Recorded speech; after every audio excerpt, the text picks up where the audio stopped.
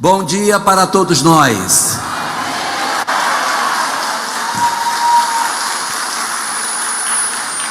Quero dizer a todos da minha satisfação, da minha honra de estar hoje aqui na presença de todos, nesse nosso evento tão importante que relembra as questões referentes à contribuição que a série psicológica e mais o trabalho fora da série que Joana de Ângeles tem nos oferecido ao longo de todo o trabalho que ela produziu através do nosso querido Divaldo Franco. Antes de iniciar, gostaria de deixar as minhas homenagens a ele, porque o contributo que Divaldo deixou dentro do movimento espírita foi muito significativo, e isso nunca pode ser esquecido por nós, tanto a grandiosidade do trabalho de Chico Xavier desta cidade, como também o trabalho de Divaldo Pereira Franco na construção dos conteúdos que hoje nós estudamos em termos de doutrina espírita.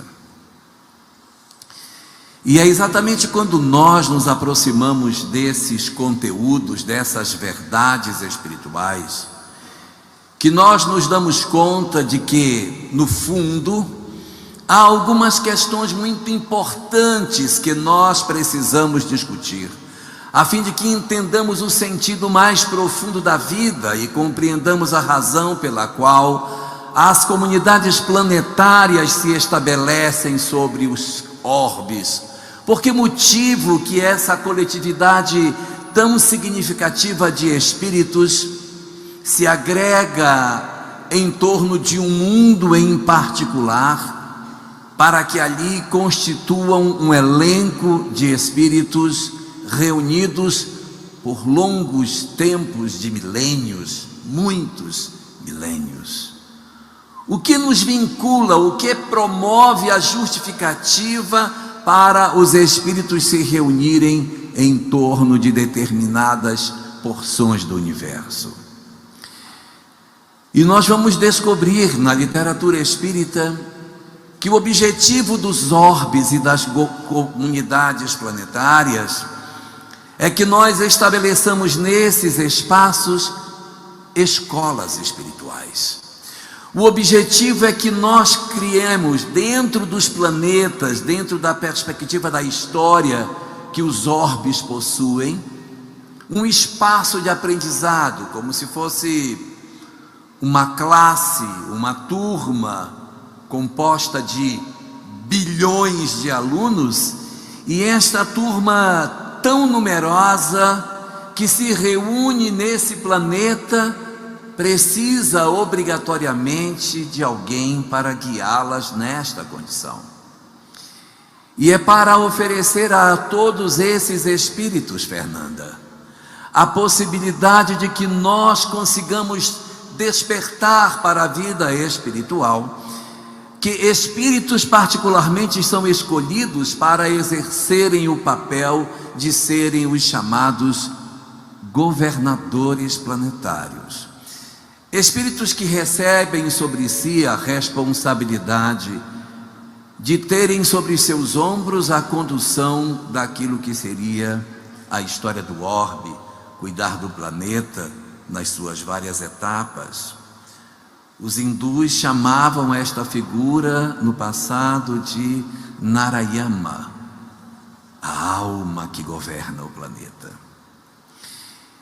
E essas almas planetárias que governam os orbes, elas têm a possibilidade muito clara de oportunizar a todos nós a chance de nós nos desenvolvermos a partir de um recurso que está expresso em O Livro dos Espíritos, da questão número 120, que fala que os espíritos evoluirão a partir da experiência.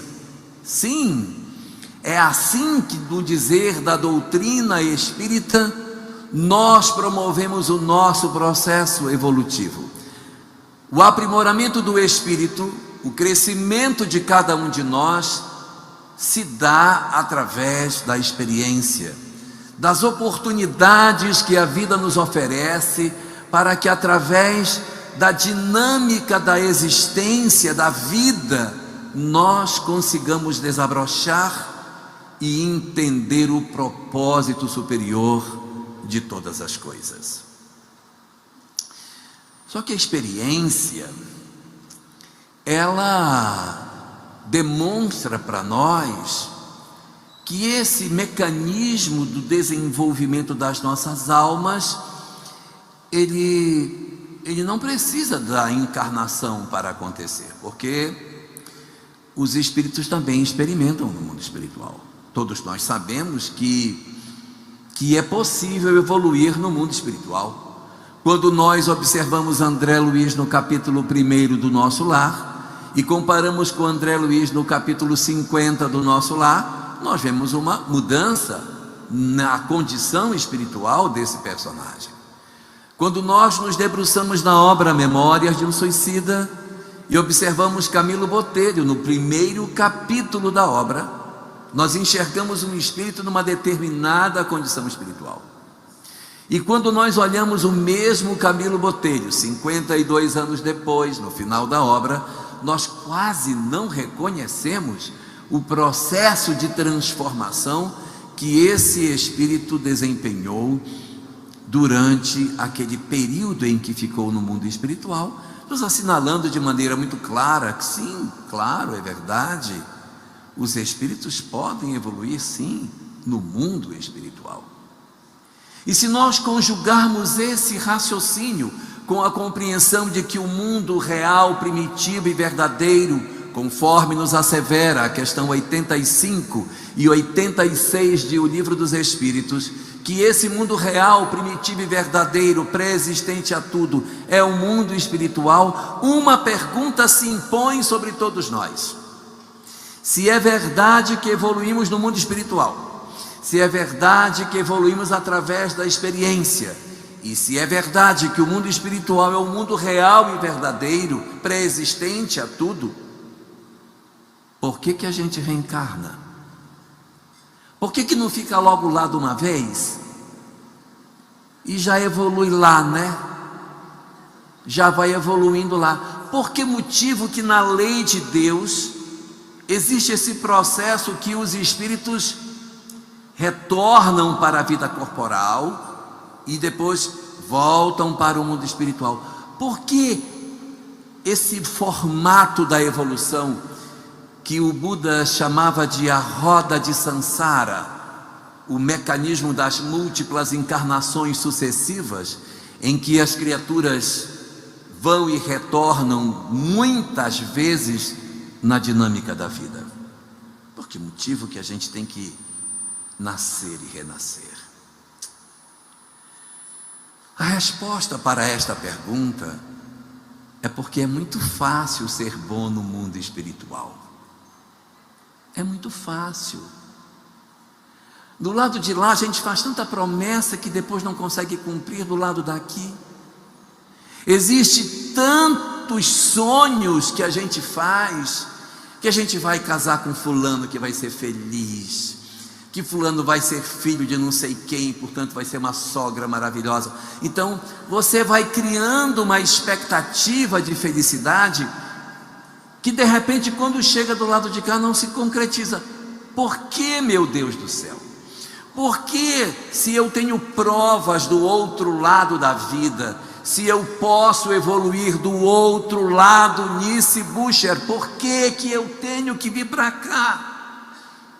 É porque as provas do lado de lá, elas parecem prova com consulta. Vocês já fizeram prova com consulta?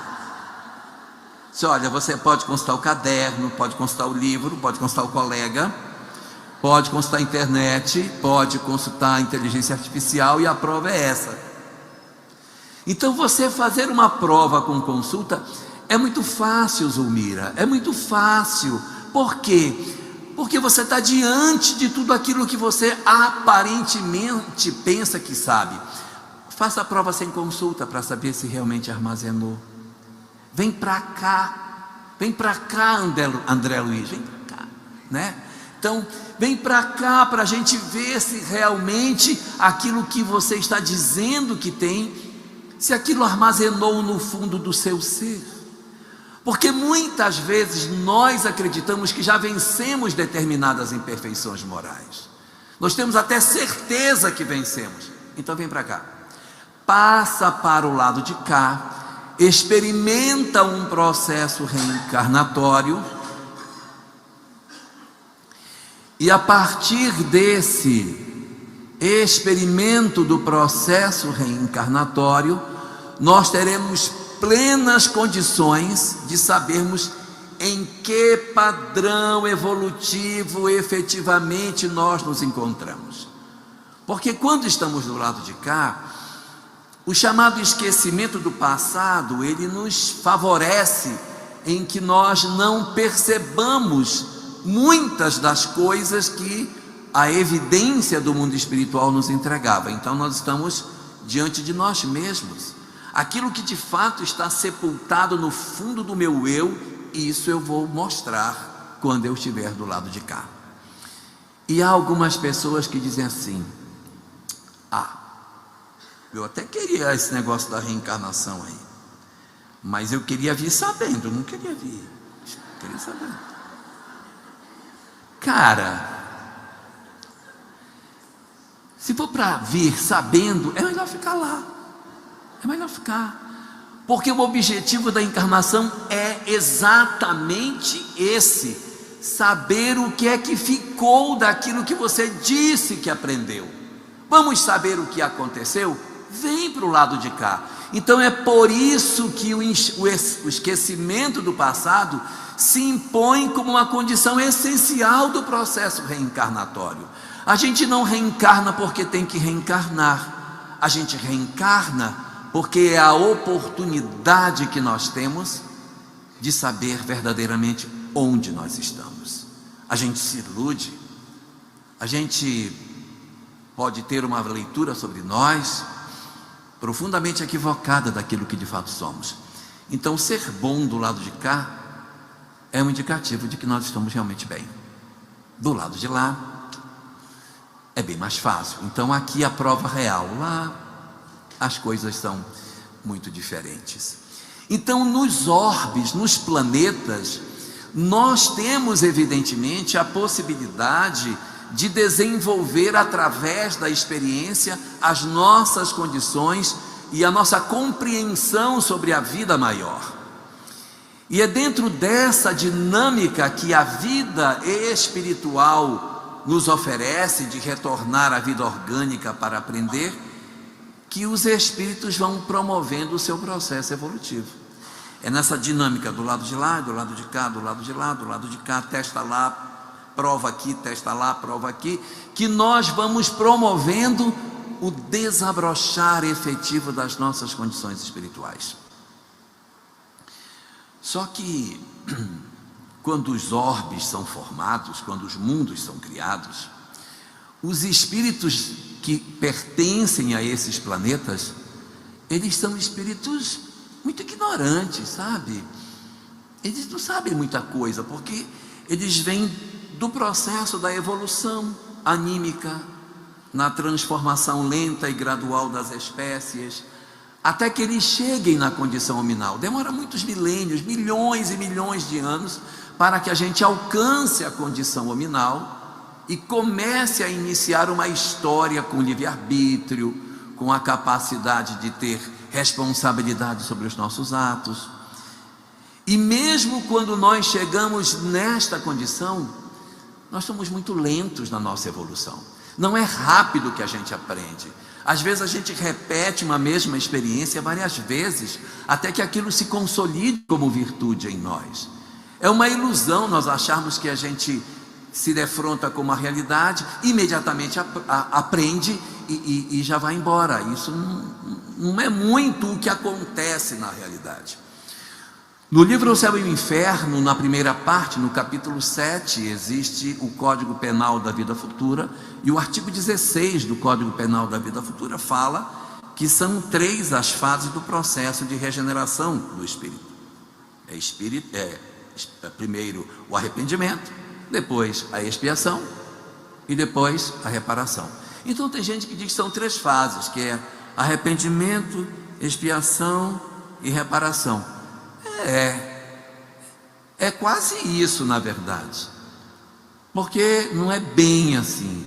Na verdade arrepende, espia, aí repara, porque nada garante que a expiação a gente aprendeu, porque a gente espia e não aprende, espia e não repara. Ora, se espiou e não reparou, vai espiar de novo, não tem como. Aí às vezes quando espia de novo, aí se arrepende mais profundamente, aí melhora a expiação.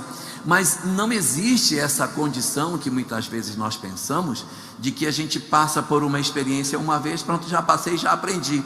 Não, vamos ter que fazer essas experiências várias vezes, até que a nossa consciência nos diga que nós sim estamos libertos. Então é um mecanismo muito lento, em que os espíritos que promovem a sua evolução e que são originários dos orbes, eles são muito lentinhos, muito lentos. E na dinâmica da evolução, a gente nem se dá conta que a gente vai encarnar na Terra e vai voltar, vai encarnar e vai voltar. Às vezes, nós somos espíritos que chegamos ao mundo material, corpinho bonito, maravilhoso, mas é um espírito que vem de uma história muito complicada, de outras existências, de muitas quedas. A gente vê alguém muito jovem e às vezes temos a ilusão de que por ser jovem não traz conflitos dentro de si. O objetivo da encarnação é permitir que nós consigamos avançar nas nossas condições espirituais, e os desafios que a existência nos coloca às vezes nos enlouquecem por conta das dificuldades que a gente vai ter. Mas é isso mesmo, a encarnação é para que a gente se defronte com os desafios que a vida tem. E nesses desafios, os espíritos que fazem parte da história do planeta são espíritos de evolução muito lenta. Se eles tivessem que descobrir tudo sozinhos, nossa, ia ser muito devagar. Por quê? Porque os espíritos originários do nosso orbe, eles são espíritos parecidos um bichinho preguiça, aquela coisa lenta. Meu Deus, imagine, nós ficamos 2 milhões de anos, 2,5 milhões de anos na chamada pré-história, no período paleolítico, andando pela savana, vivendo de maneira ainda completamente sem uma ferramenta adequada, fugindo de predador. Foi um período muito longo que a gente passou e que tem pouco progresso, mostrando que os espíritos desse período da nossa história eram espíritos muito ignorantes, espíritos recém-saídos da animalidade, com muita dificuldade para conseguir vencer. Então o que é que o nosso governador planetário fez? Quando ele percebeu que os nossos companheiros que compunham a humanidade terrestre eram muito lentos, ele inicia uma enxertia espiritual, trazendo para compor a humanidade terrestre um segundo elenco de espíritos. Então nós tínhamos um grupo que era da Terra, originário, lentinho, e ele então vai buscar um segundo grupo de espíritos para se juntar a esse primeiro.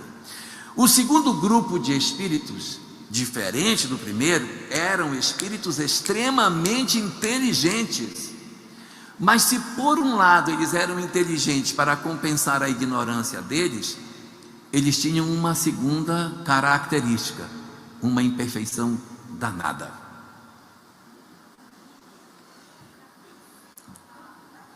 Eles eram casca grossa.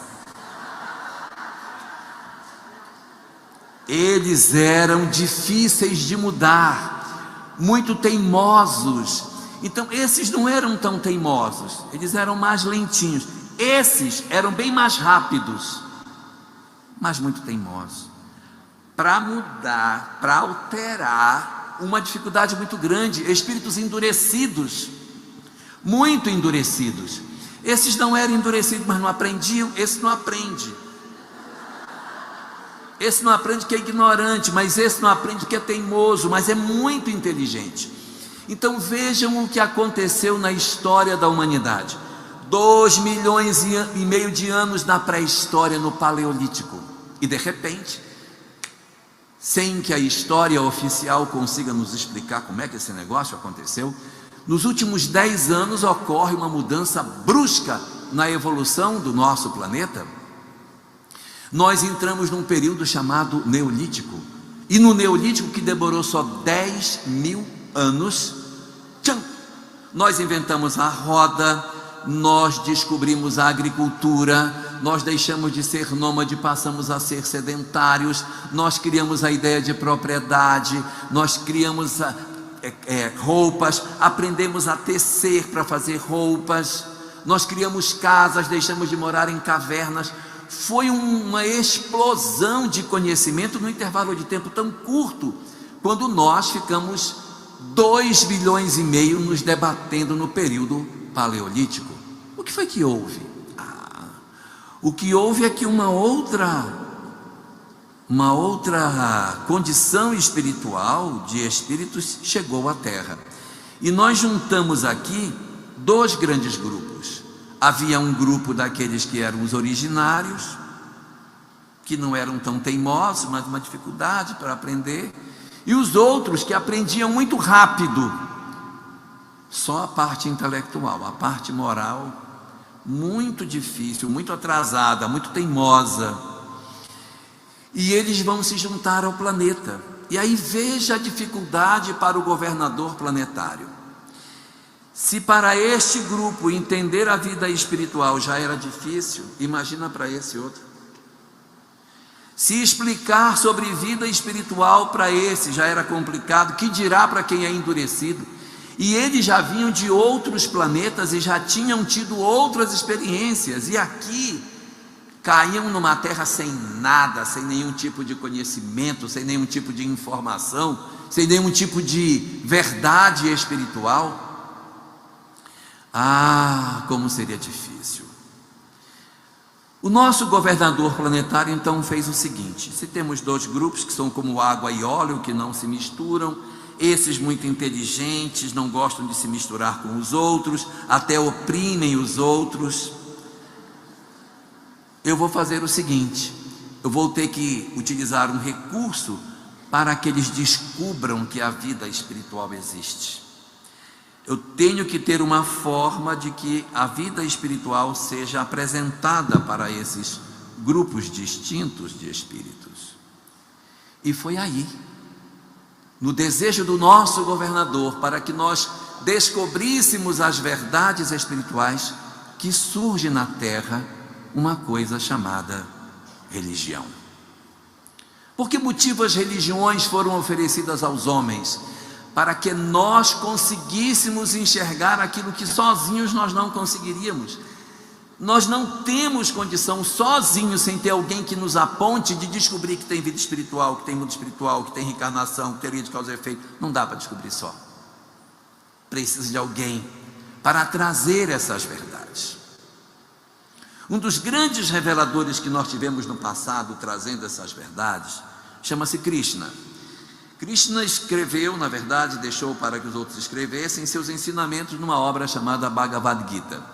No canto 4º do Bhagavad Gita, nos versos 7 e 8, o Krishna diz o seguinte: que a verdade pura e cristalina do Senhor se derrama como se fosse uma água límpida, cristalina, muito pura. E esta fonte de água cristalina e pura é que as religiões usam para encher os seus vasos. Então diz o Krishna: o Senhor derrama esta água cristalina, e as religiões tomam dessa água cristalina e colocam nos seus vários potes. Os potes das religiões são redondos, triangulares, quadrados, grandes, pequenos. Por quê? Porque a verdade espiritual, ela vai se amoldar às religiões, segundo o Krishna. Se o pote é redondo, a verdade se organiza redonda. Se o pote da religião é quadrado, ela se organiza quadrado. Se o pote é grande, muitas verdades. Se o pote é pequeno, pouca verdade. Mas o Krishna já deixava para nós a informação de que sim, é plenamente possível entendermos que nós teremos os potes da verdade mais cheios ou menos cheios, a depender das condições espirituais nas quais nós nos encontramos. São essas verdades espirituais que foram derramadas sobre nós. Mas as verdades espirituais não poderiam ser a mesma, porque esse grupo não ia conseguir entender, esse grupo entenderia muito. Então, duas religiões foram entregues para o planeta. Para o grupo dos que eram nativos da terra e ignorantes, foi entregues para ele uma religião mais dogmática, uma religião mais cheia de ritos, cultos exteriores, coisas externas. Mas o importante era que eles tinham acesso às informações espirituais, ainda que embrionárias. Mas para este segundo grupo, que era um grupo bem mais inteligente, uma outra verdade foi entregue. Foi entregue a eles a verdade inteira das leis espirituais. Para este segundo grupo, se entregou uma doutrina plena de verdade sobre todas as coisas das leis do universo. Falava-se da encarnação, falava-se do propósito da existência, da desencarnação, do mundo espiritual, da lei de causa e efeito, e até mesmo das questões da reencarnação. Cada povo, a seu turno, tinha uma forma diferente de tratar a questão da reencarnação. A cada lugar do planeta, uma palavra distinta para falar da mesma coisa, da transmigração das almas, que os espíritos viviam várias vezes sobre o planeta.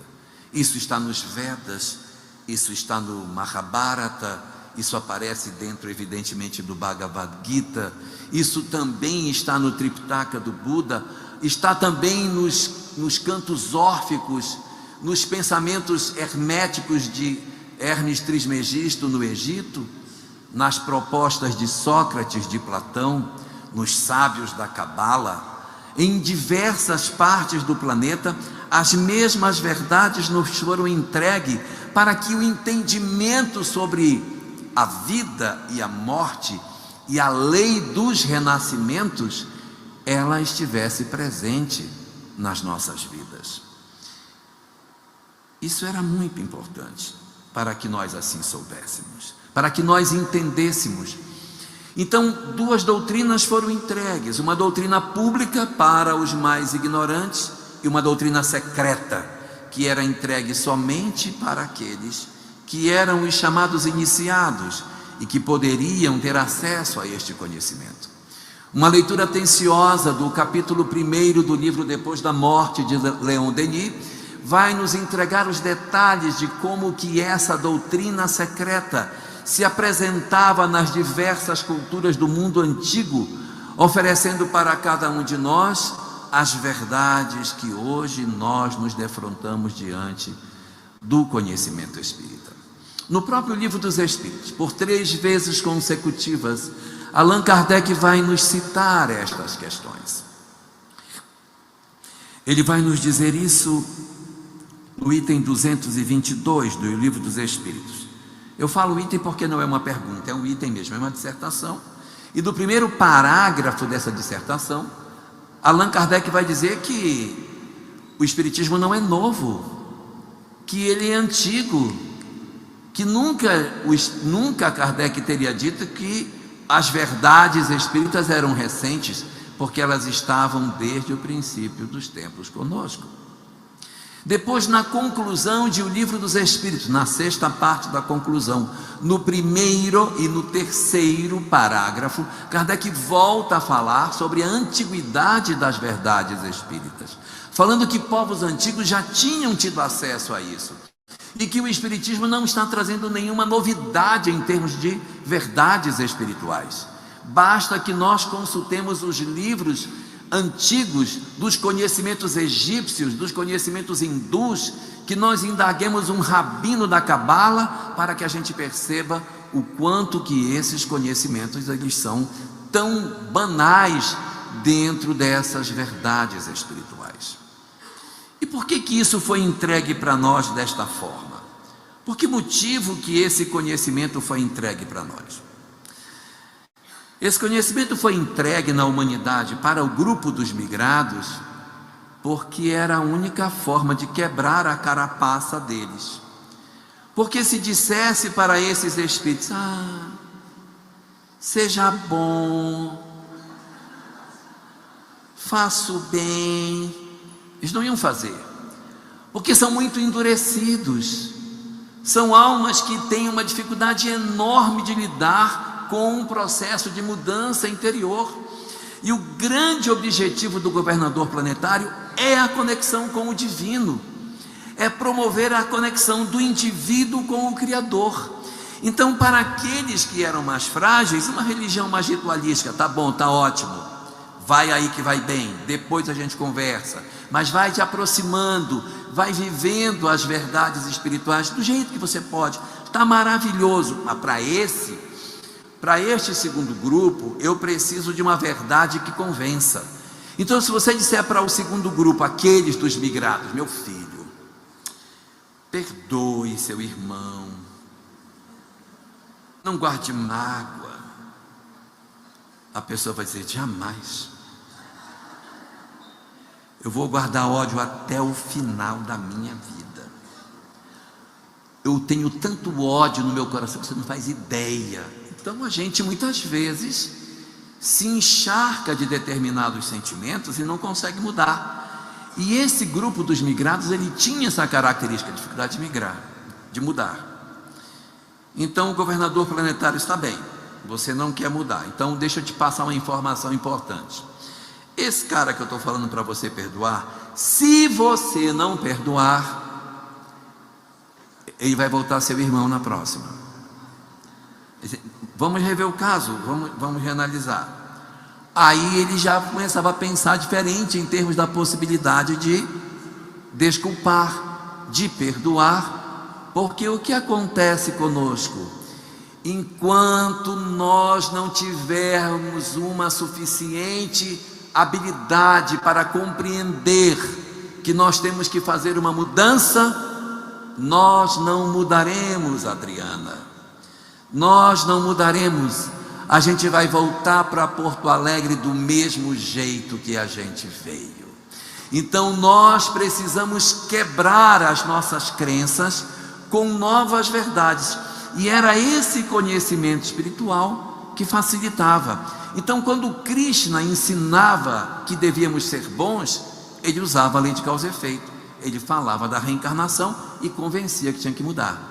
Quando o Buda apresentava seus conhecimentos, ele também oferecia as mesmas informações.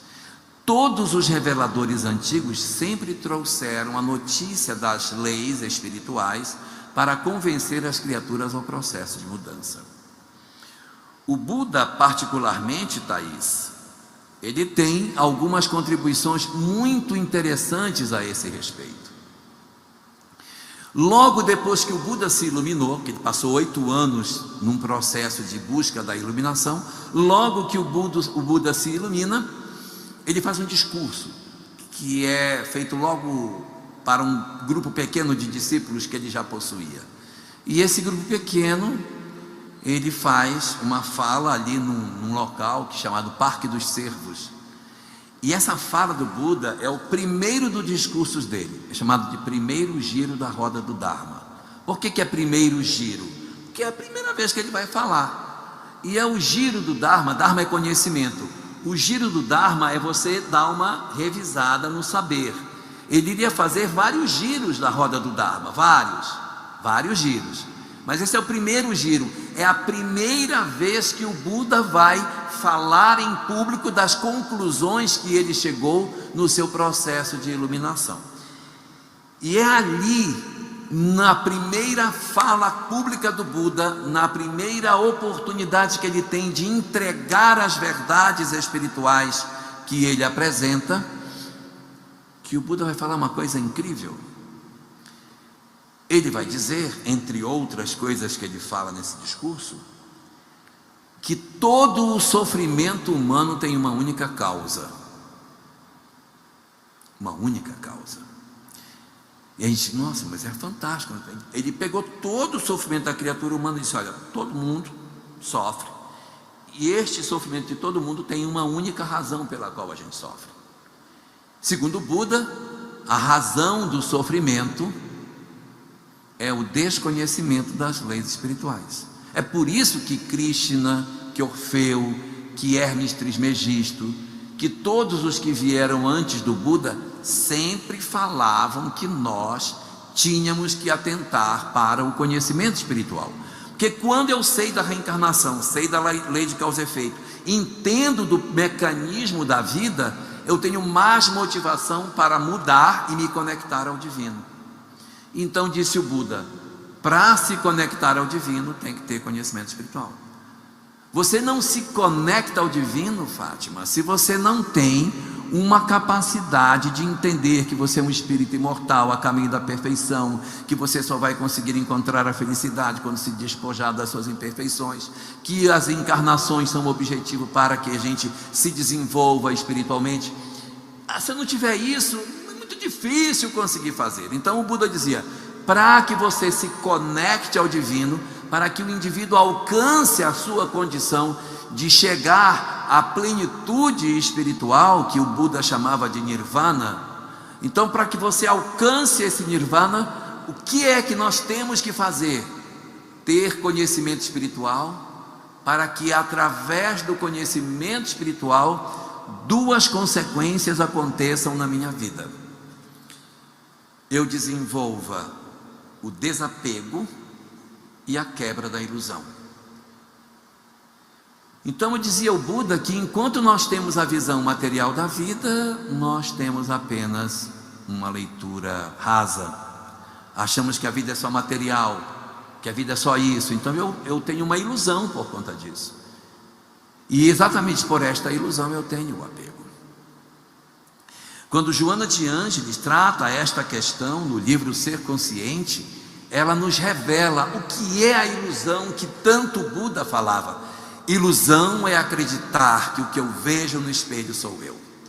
Ilusão é acreditar que o que existe do berço ao túmulo é o que eu sou. Ilusão é desconhecer a nossa realidade espiritual. É por esse motivo que quando Joana nos apresenta o pensamento búdico na obra terceira da série psicológica, o chamado livro Plenitude, nós vamos encontrar ali uma reflexão sobre a leitura que o Buda fazia sobre o sofrimento, e transcendendo a própria proposta do Buda com o seu caminho óctuplo, Joana vai oferecer o caminho dodécuplo, ou seja, o caminho de 12 passos para a libertação do sofrimento, a busca da liberação da criatura dos seus processos de dor, a partir de 12 elementos essenciais para o despertamento de cada um de nós, em que o conhecimento espiritual passa por dentro disso.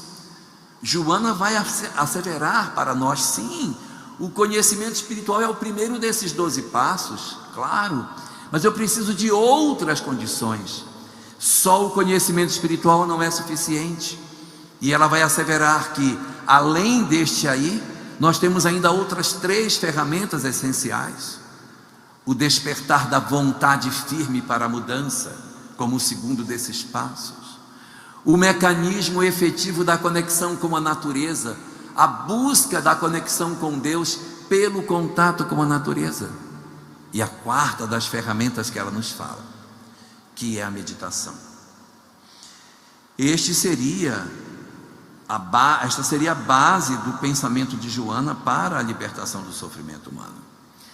E ela diz que se nós trabalharmos essas 4 características, essas 4 ferramentas na nossa personalidade, nós poderemos avançar para as 4 virtudes intrapessoais que nos aguardam, se nós fizermos esse processo de mudança. E ela vai falar para nós de 4 transformações. A primeira é o auto-perdão, perdoar a si mesmo. A segunda, a resignação pelo entendimento da lei de causa e efeito.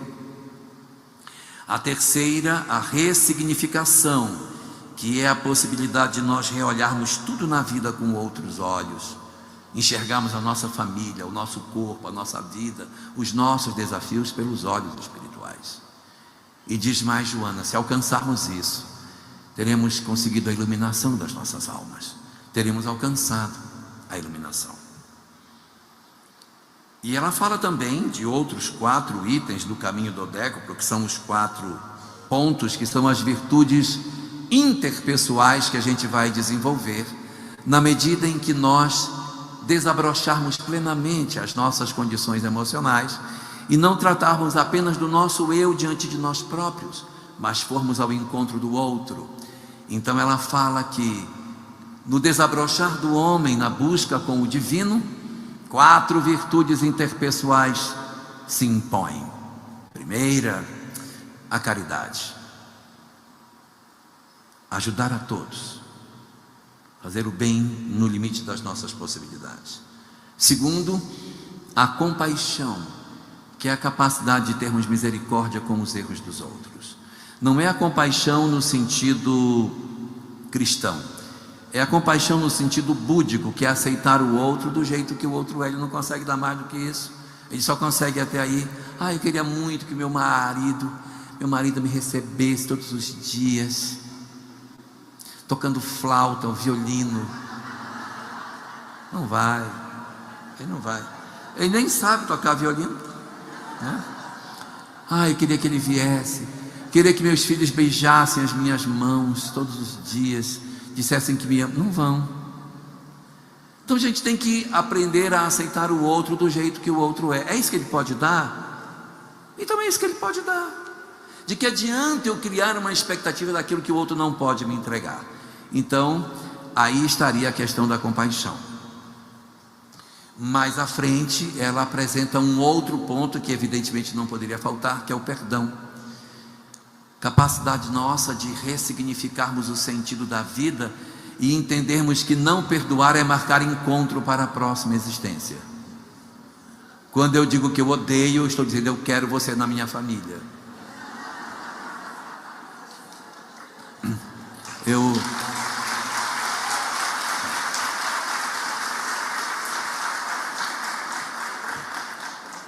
Vamos pegar o exemplo de Jesus. Jesus foi traído por Judas, foi perseguido pelos sacerdotes, teve uma série de dificuldades com Herodes, com Pilatos, sofreu na mão dos seus crucificadores. Quando ele reencarnou irmão de quem? Depois, quando Jesus na encarnação seguinte veio, foi primo de Pilatos, foi irmão de Herodes, filho de Judas.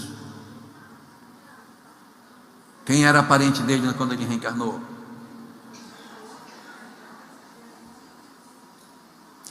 Ele não reencarnou.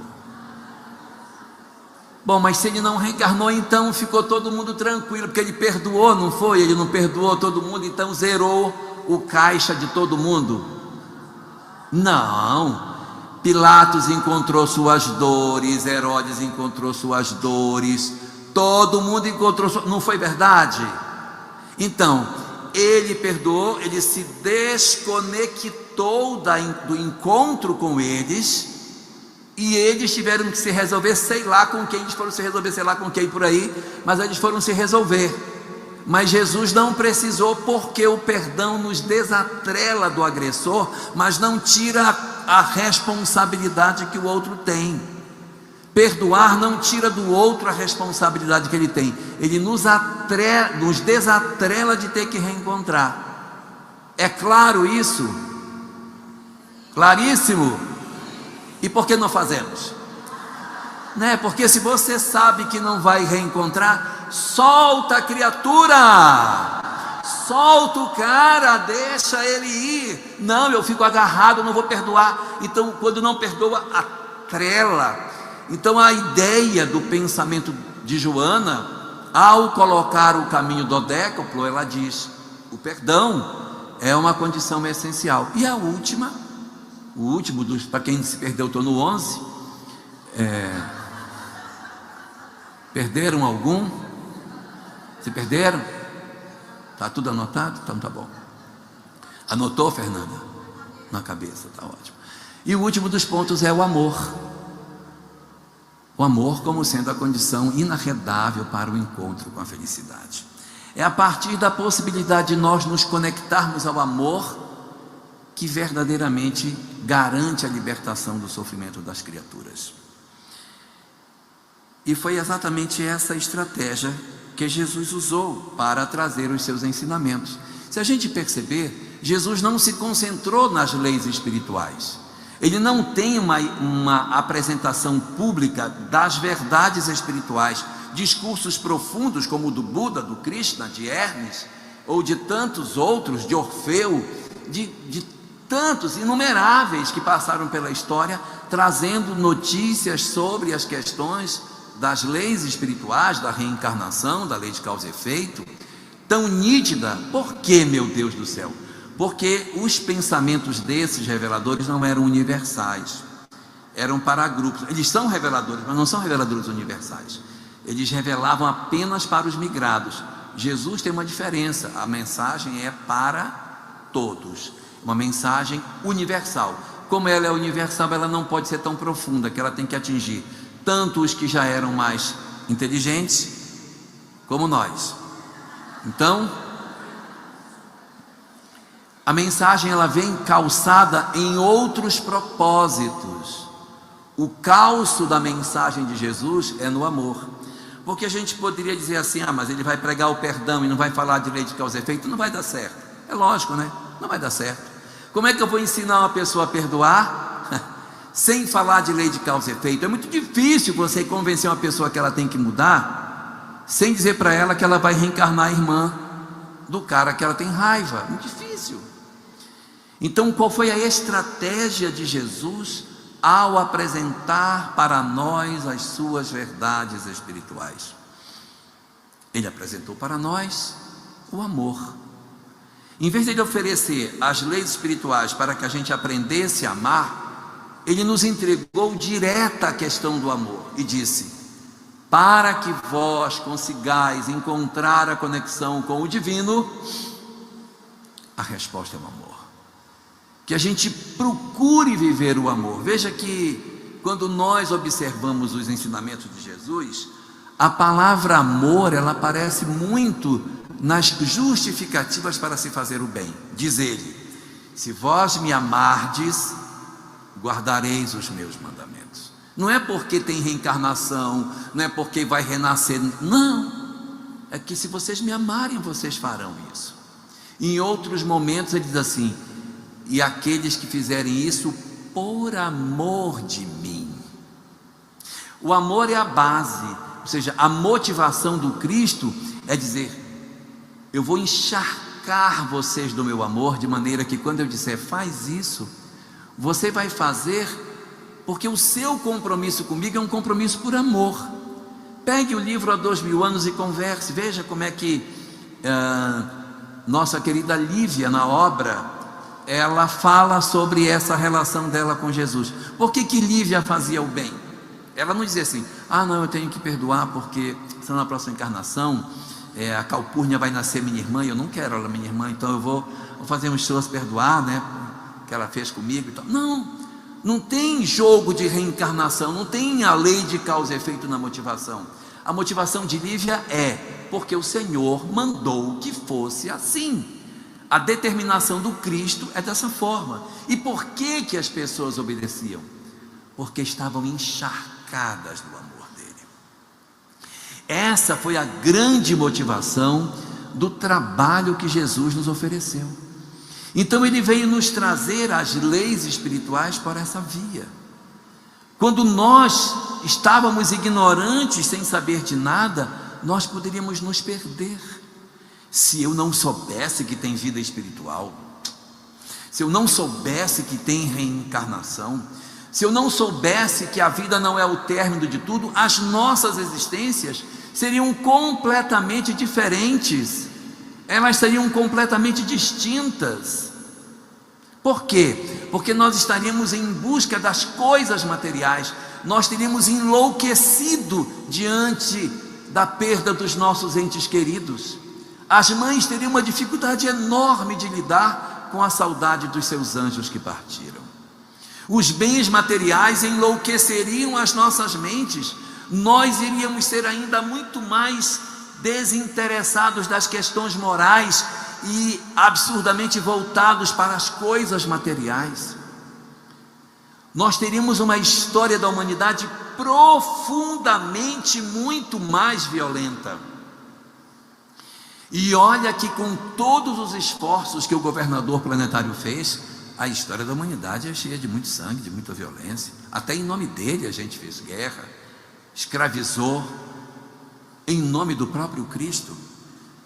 Então o governador planetário cuida de nós, não permitindo que em nenhum lugar do planeta a informação sobre a imortalidade da alma não tenha chegado. Pode ser que em alguns lugares da Terra não tenha chegado a informação do Deus único, porque ainda tem muitas regiões politeístas no planeta, mas a ideia da imortalidade da alma chegou com certeza. Porque se Deus é único ou não é único, não é tão importante como saber que a vida continua. Esta é, na verdade, a frase religiosa mais repetida ao longo da história das religiões: a vida continua. E nós continuamos desconfiando. As experiências que já se obteve de confirmação da vida após a morte, desde a pré-história até os dias atuais, são incontáveis. Mas mesmo diante disso, a humanidade tem dificuldade de lidar com essas questões. A mesma coisa acontece com a reencarnação. Ela viveu no Antigo Egito, ela viveu na Antiga Índia, ela viveu na Antiga Grécia, ela viveu em Israel, ela esteve em vários lugares. As notícias das leis espirituais dominaram o mundo antigo, se sabia da reencarnação. Nós tivemos um pensador no século II da era cristã, chamado Orígenes, que ele já conhecia o pensamento da reencarnação, que os gregos chamavam de palingenesia. Ele conhecia a palingenesia. Quando ele viu a mensagem cristã, ele disse: olha, isso aqui encaixa perfeitamente no pensamento agora neoplatônico. Isso encaixa legal. Por quê? Porque Jesus, na visão de origem, não é o Salvador. Ele não é o Salvador. Ele entrega as ferramentas para a salvação. Quem se salva é o homem, usando o que o Cristo ensinou, para que ele saia da necessidade da reencarnação. Ele foi muito perseguido, seus seguidores também. E todas as vezes que o pensamento de origem surgia, ele era abafado, e essa ideia de que existiam várias encarnações não vingou dentro do chamado cristianismo. Não aconteceu. Mas ela teve várias oportunidades de tentar surgir para trazer essa mensagem para nós. Então, a ideia da reencarnação e de que a vida continua nunca deixou de ser entregue para nós. Nós é que fomos muito arredios em relação a ela. Nós fomos tão arredios que quando chegou no século XIX a gente achou que ela não existia. É o primeiro período na história da humanidade em que a criatura humana faz uma ruptura no Ocidente com os pensamentos espiritualistas, e desejamos inaugurar na Terra um período sem Deus.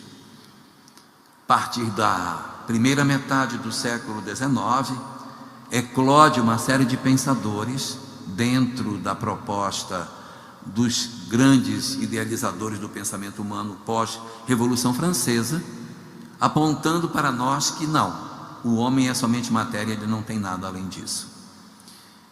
E nós, hoje, somos um resultado desse processo. Nosso adoecimento, nosso processo de perturbação, nossa sociedade adoecida, é resultado dessa experiência que a gente está vivendo desde a Revolução Francesa, de tentar dizer que não existe nada após a morte. O resultado está aí. As gerações anteriores à nossa foram gerações que tinham a fé, e por conta da fé superaram crises, pestes, furacões, tufões, secas, guerras. E hoje somos extremamente frágeis, extremamente adoecidos. Estamos vivendo um período muito difícil na história da humanidade. Por quê? Pelo nosso desejo de marchar sem Deus. Está produzindo a sociedade que nós temos. Mas o governador planetário, ele não se cansa de nos ensinar que existe vida após a morte e que existem os renascimentos. Na primeira metade do século XIX, quando eclode a onda de ateísmo no mundo, a doutrina espírita comparece logo no começo da segunda metade para se contrapor ao pensamento materialista. Não somente o espiritismo em si, mas toda uma onda de várias doutrinas reencarnacionistas que surgiram no século XIX. Eu poderia encher 2 mãos minhas de doutrinas reencarnacionistas da atualidade, não necessariamente espíritas, que trazem para nós a informação nítida e clara de que a vida continua, de que existe a reencarnação. Só que tem um detalhe: não é suficiente crer nas coisas espirituais. O Buda realmente estava certo quando disse que sem as coisas espirituais nós não alcançaríamos a felicidade. Mas as verdades espirituais não são a condição suficiente para que a gente seja feliz. É a condição necessária, mas ela não é a condição suficiente. Porque muitas pessoas, de posse das leis espirituais, se atrapalham. Mesmo conhecendo os princípios espíritas, nós nos atrapalhamos com relação aos conceitos que a vida possa nos oferecer. Isso faz com que a gente perceba no livro Há 2000 anos a figura de Araxes, o grande médium da obra que sabia tudo sobre lei de causa e efeito, mas é o grande vilão da história. Saber as verdades espirituais não é condição de libertação espiritual. Em O Livro dos Espíritos, na questão 982, Allan Kardec nos fala de que, na verdade, não é o conhecimento espiritual que nos liberta. Pergunta Kardec nessa questão: é necessário crer na manifestação dos espíritos e fazer profissão de fé espírita para garantir uma boa sorte na vida futura? Respondem os espíritos: se assim o fosse, estariam deserdados todos os que não creem, o que seria um absurdo. Ponto. E aí vem o que faz com que nós tenhamos uma boa sorte na vida futura.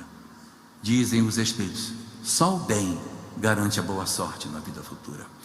Então, conhecer é importante para nos motivar a mudar, mas o conhecimento espiritual não é suficiente para mudar as nossas vidas. O que muda as nossas vidas é nós vivermos o amor, é nós despertarmos para a necessidade do amor. No livro Amor, Imbatível Amor, de Joana de Ângeles, ela conclui a obra no seu capítulo 13, dizendo que de todas as coisas, de todos os conhecimentos espirituais, de todas as verdades que se pode ter, o amor, na verdade, é o que de fato liberta as criaturas. Paulo de Tarso, na sua carta aos Coríntios, primeira das cartas, no capítulo 13, nos assevera que não adianta fazermos tudo se não tivermos o amor. Então, o conhecimento sobre a imortalidade da alma, o conhecimento sobre a reencarnação, a descoberta dos segredos da doutrina secreta, a possibilidade de nós verdadeiramente sermos capazes de entendermos todos os princípios da doutrina espírita, não é suficiente para garantir a nossa felicidade espiritual. O que garante a nossa felicidade espiritual é estarmos atentos para todas as oportunidades de fazermos o bem que a vida nos oferece.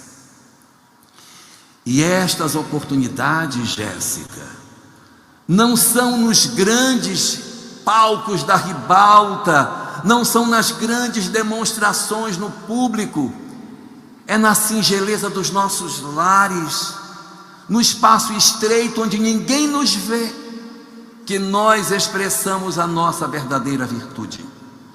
Iludimos-nos todos nós que achamos que são nos espaços de grande demonstração para fora, para o mundo, que nós iremos provar a nossa sublimidade espiritual.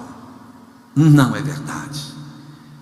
É no silêncio do lar, no cuidado de um filho difícil, que a gente não desiste, de um pai ou de uma mãe complicada, de um casamento que está doente e que a gente precisa ver se consegue salvá-lo antes de desistir, tentar salvá-lo. Às vezes consegue, às vezes não, mas não desistir na primeira hora, para que nós não venhamos amanhã nos sentirmos desconfortáveis pelas nossas decisões. Mas é este amor silencioso que ninguém vê, que está a verdadeira demonstração da nossa grandeza espiritual. O nosso verdadeiro espaço de trabalho, de desenvolvimento para a conexão com o divino, a grande revelação da verdade que nós buscamos, não está simplesmente nos conhecimentos espirituais, mas na capacidade de sermos de fato bons. É aí que está. É naqueles lugares aonde nós renunciamos a algo em favor da compreensão que temos. É quando nós tomamos decisões silenciosas nos nossos corações, em virtude daquilo que nós sabemos que é o melhor. É a transformação das nossas vidas. Saber é bom, mas não resolve plenamente. Eu preciso colocar esse saber a serviço da vida. E quando Deus nos reuniu num lar, que nos ofereceu uma família, foi exatamente para que nós enxergássemos esse lugar como o nosso campo de trabalho, como o nosso lugar de desenvolvimento das nossas potencialidades. Às vezes a gente não vai conseguir grandes êxitos na harmonização dos nossos lares, é verdade, às vezes a gente não vai conseguir, mas o nosso objetivo não é pacificar os nossos lares.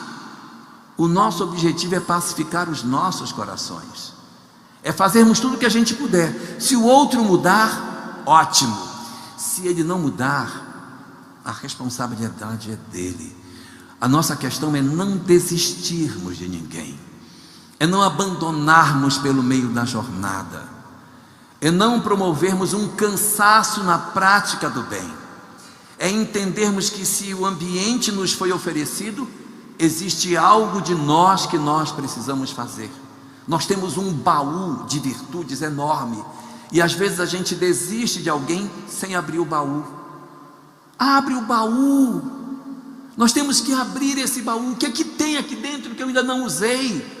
O que falta eu usar? Qual é o recurso no ponto de vista da minha conduta que eu ainda não pratiquei? Não que eu vá conseguir salvá-lo, mas que eu me liberte, para que amanhã eu possa dizer: eu executei tudo aquilo que a vida me oportunizou para a minha condição de libertação espiritual. Eu não deixei as oportunidades passarem. É muito amargo quando nós descobrimos que nós tivemos tanto conhecimento, que fomos em busca da verdade, a verdade nos encontrou, sabemos tudo sobre a lei de causa e efeito, sabemos tudo sobre a reencarnação, mas não conseguimos aplicar nas nossas condições mais simples do lar. É inadiável que nós descobramos o sentido profundo daquilo que a vida veio nos buscar. Nós temos muitas doutrinas que falam sobre a reencarnação, sobre o Gilgulin Neshamot, como diz a Cabala, a transmigração das almas. E na Cabala nós encontramos uma frase que talvez resuma muito bem tudo isso, e com a qual eu gostaria de terminar a minha fala. A Cabala judaica diz o seguinte: as grandes almas não são reconhecidas por realizarem grandes coisas, mas as grandes almas são conhecidas por colocarem grandeza nas pequeninas coisas que fazem.